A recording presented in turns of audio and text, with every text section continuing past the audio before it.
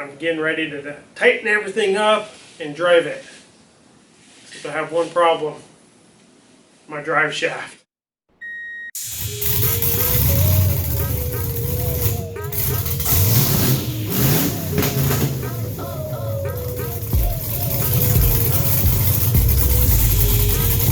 So when the vehicle is slammed to the ground, my drive shaft is at my ride height level. And that really sucks when I raise it up 6 inches because I start having interference with my drive shaft. The ears on the drive shaft start hitting, and that's no bueno. So what I'm going to have to do, I'm going to have to go ahead and cut these upper mounts out for my airbags, raise them up, I believe 2.5 inches, and then weld them back in. I am a little excited about being able to shove the axle up a little bit further into this frame because I got the C-notches there, and those C-notches are barely even being used. I think I got them in there maybe a couple inches. So the good news is that I have plenty of room on the frame to go up more. The bad news is, well, we got to do all the work. Thinking I'm going to have to go ahead and remove my shocks, remove my ride height controller. Yeah, I guess stop yapping, start working.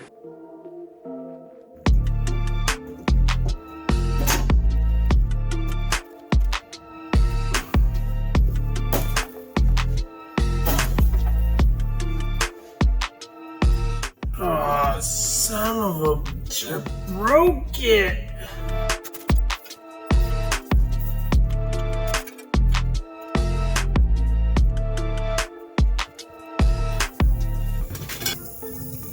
Oh, that's nice, yeah?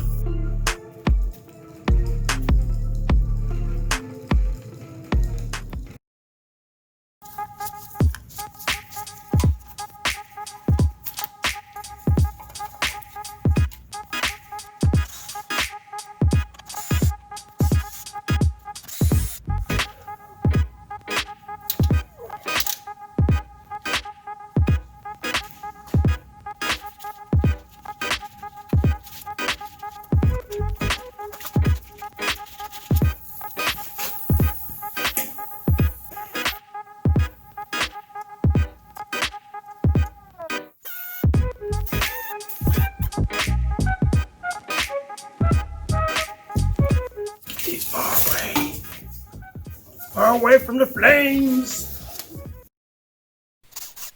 After we're done with this little modification, the axle is going to go so far up in the frame, the axle will end up resting on this mount, and we don't want that.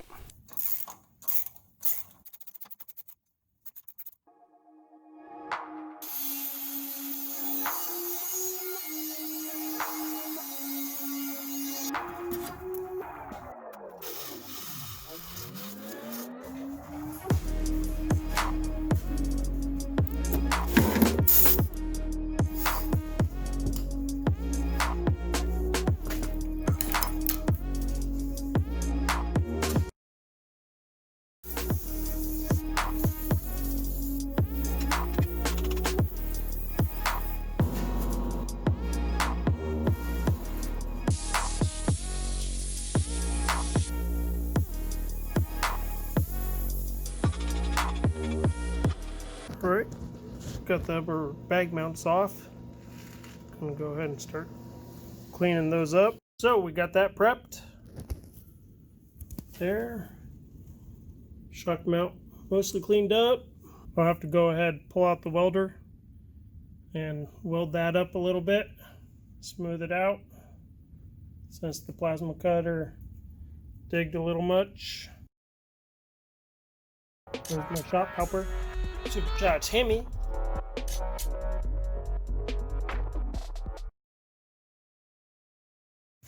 Alright guys, day 2.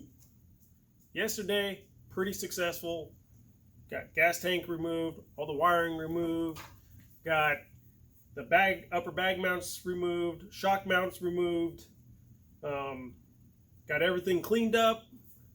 Now today, I'm going to figure out where I need to install the upper bag mounts.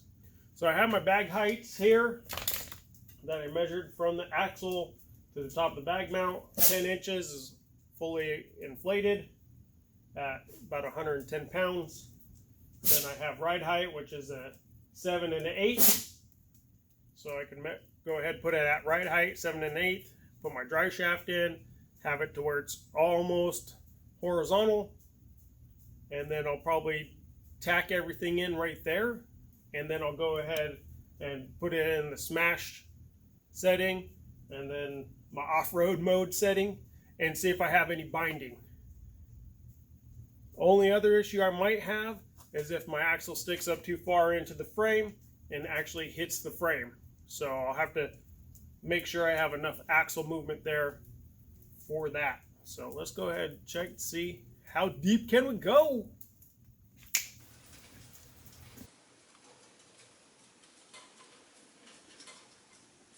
One of the issues I'm seeing right now is this body mount or bed mount.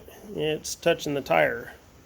So I'm going to go ahead and zip that off on both sides. I thought that was going to be an issue anyway with my tires that I plan on putting. These are not the tires. They're going to be like 315, 35, 20s. So they'll be slightly wider than that and slightly taller too. So let's go ahead and zip those off.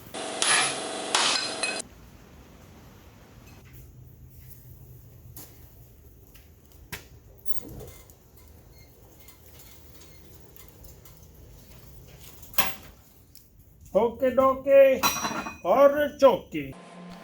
As it turns out, all I needed was an inch between the upper bag mount and the frame. A couple pieces of 1 inch by 2 inch scrap I had laying around, made a perfect spacer to weld in my upper bag mount.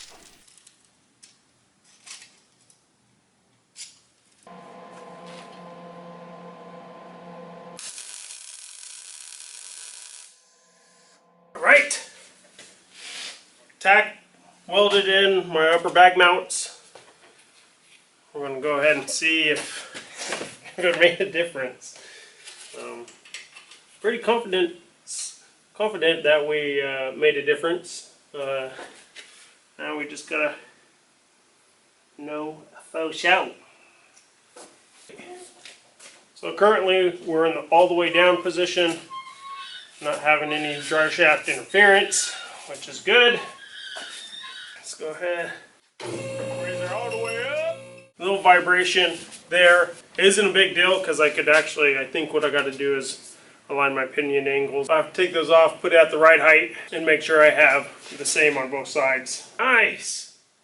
Well, I'm going to go ahead and remove the airbags, get everything all welded up, get all painted up, and then start putting it back together. So, let's do this!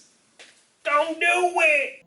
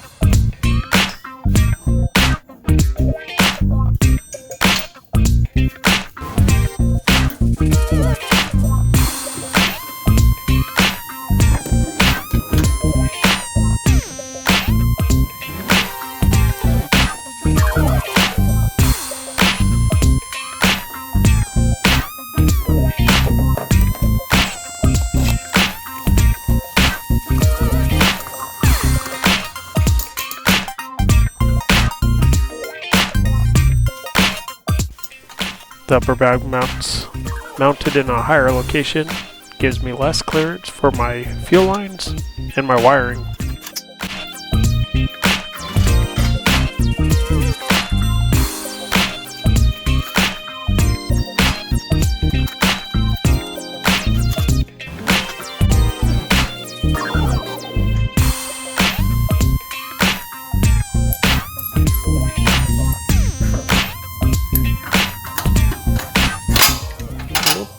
That's not what we wanted.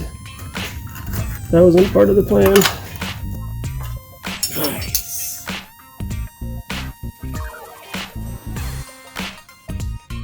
I actually think the shock location came out pretty good.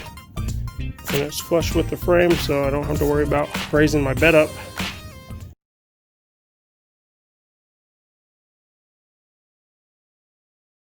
Alright, as you saw in the beginning of the video, I destroyed that bastard. So I have to cancel my airs.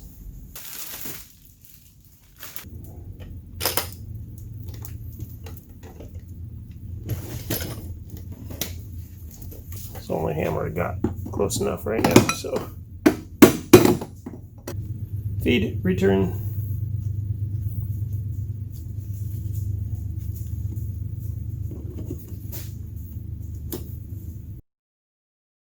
Well, there you go.